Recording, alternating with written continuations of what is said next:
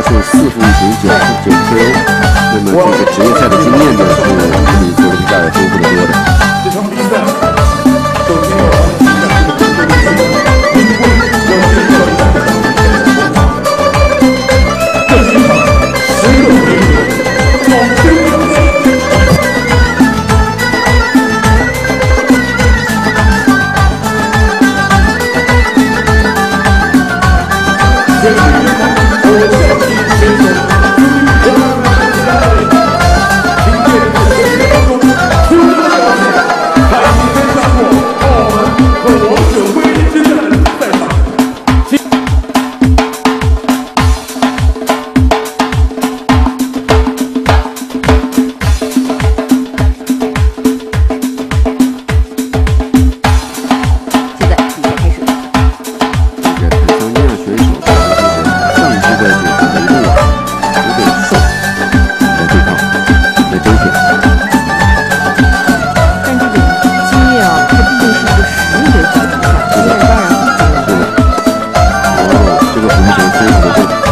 漂亮漂亮！哇，打击倒了！这是一个亲自的正拳击倒，哇，非常棒，太漂亮了！我觉得他可能起不来了，他可能。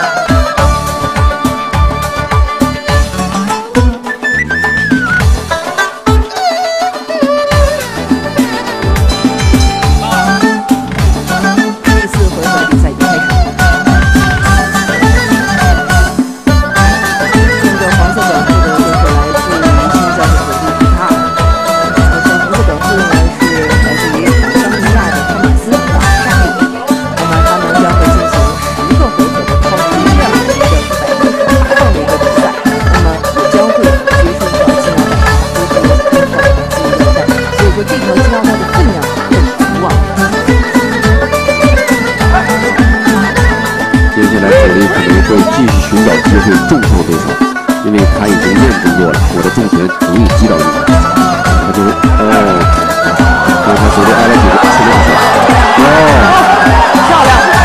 又倒了，太漂亮了！黑人选手呢是想通过一轮猛烈进攻的打垮主力，结果没想到主力的拳比他要重得多，结果一个迎击呢头倒下。是的，那么现在对于马查里来说，这个心里已经完全不占优势了。不想打了，裁判终止了比赛，恭喜佐罗皮卡尔！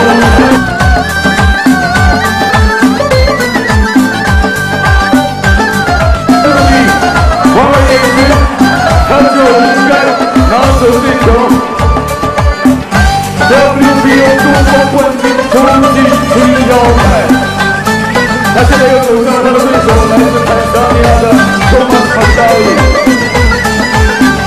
精彩的比赛，我们的马沙里2次倒地以后都是在出场的时候等到8秒突然站起来，相信他是因为想继续比赛，而且能够获得更多的可以休息的时间。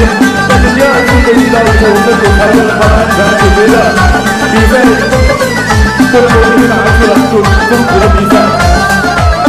而且在打的这个过程当中啊，既有这种进攻，同时呢还有偷袭啊，看到对方的时候，他有这个迎击。对。第4回合。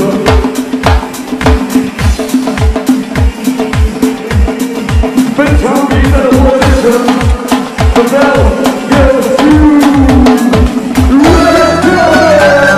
红牛主场第4回合53秒，TKO获胜，恭喜我们的主力马沙里。这是主力的母亲，也非常的激动。